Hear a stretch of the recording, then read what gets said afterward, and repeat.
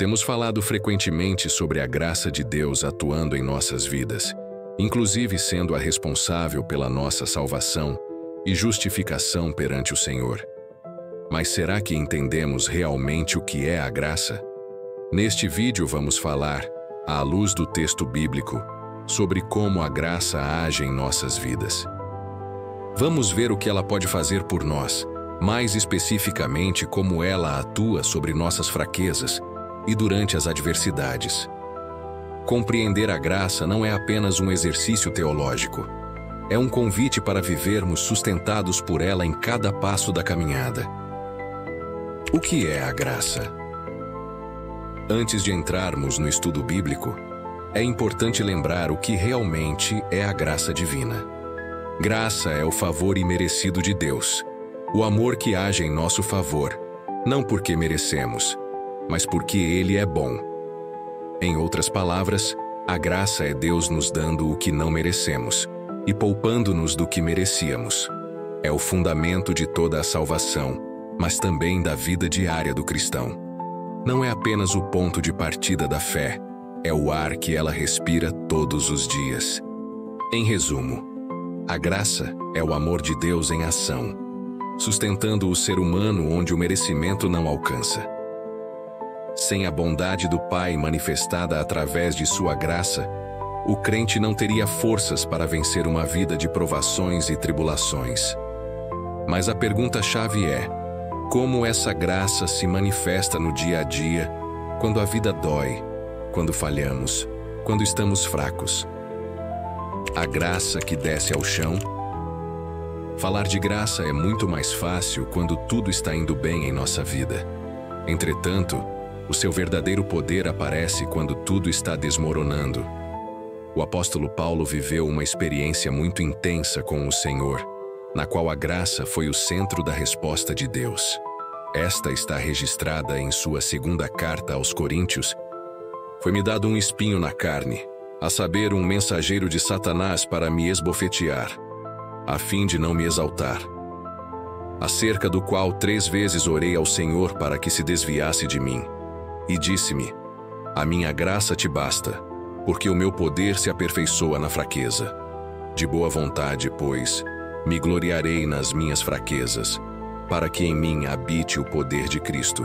Por isso sinto prazer nas fraquezas, nas injúrias, nas necessidades, nas perseguições, nas angústias por amor de Cristo. Porque quando estou fraco, então sou forte. Paulo não está falando de pecado, mas de dor, de algo que o fazia sofrer e que Deus não removeu, mesmo diante de sua oração insistente. Quando Deus o responde com "a minha graça te basta", ele quer dizer: não vou tirar o peso de teus ombros, mas vou te dar força para carregá-lo. A graça não é apenas o perdão dos pecados, ela é a presença do Espírito Santo de Deus em nosso cotidiano, em nossa vida. Ela não muda as circunstâncias, mas é o motor que cria a força para mudar quem somos ao enfrentá-las. A graça não nos paralisa, ela nos levanta. Não nos isenta da luta, mas nos dá ânimo para prosseguir. O apóstolo entende o paradoxo do Evangelho. Quando estou fraco, então sou forte. A lógica da graça é o oposto da lógica do mundo. O mundo diz: você precisa ser forte. Deus diz: eu me revelo quando você é fraco. Essa é a essência do cristianismo. Deus não se manifesta em nossa autossuficiência, mas em nossa dependência dele. A experiência vivida por Paulo é a realização do que disse o profeta Isaías: dá força ao cansado e multiplica as forças ao que não tem nenhum vigor.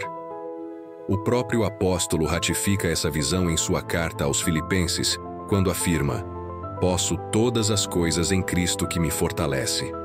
A força não provém de si mesmo, mas da graça sustentadora de Deus. Viver da graça.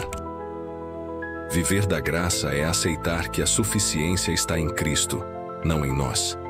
É parar de tentar ser o herói e protagonista da própria história, aceitando que absolutamente nada será possível sem a ação condutora de Deus. É entender que nosso coração planeja o caminho, mas o Senhor é quem nos dirige os passos. É permitir que Deus se mostre forte justamente onde falhamos. É entregar o caminho nas mãos do Senhor e confiar que Ele fará com que tudo aconteça. Quando as forças se esgotam e parece que não há saída, a graça se torna o fôlego para atravessarmos o mar a nado. É a luz que, mesmo em meio aos espinhos, nos permite ver a beleza e o perfume das rosas. Nós, como meros humanos que somos, só seremos capazes de realizar grandes feitos, os quais não temos merecimento para alcançar, se a graça nos permitir. Como disse o profeta Abacuque, o Senhor Deus é a minha força, e fará os meus pés como os das servas, e me fará andar sobre as minhas alturas. Jesus foi claro quanto a isso. Eu sou a videira, vós as varas. Quem está em mim e eu nele, esse dá muito fruto, porque sem mim nada podeis fazer. Sim, nada podemos fazer sem Ele, sem o Espírito e sem a graça de Deus nosso Pai. Conclusão. A mensagem de 2 Coríntios 12 não é sobre fraqueza, é sobre suficiência. A graça é suficiente porque Cristo é suficiente. E quando entendemos isso, os espinhos não desaparecem, mas se transformam dentro de nós.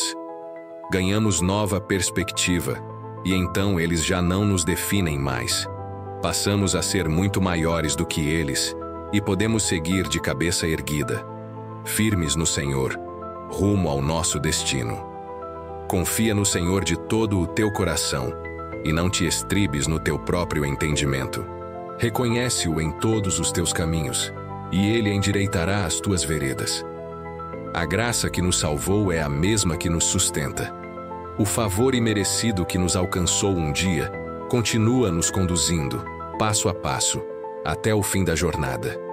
Que possamos sentir a graça em nossas vidas como o apóstolo Paulo o fez, e que assim possamos ser fortes em nossas fraquezas, porque Jesus estará sobre nós, nos levando adiante. Que Deus nos abençoe a todos.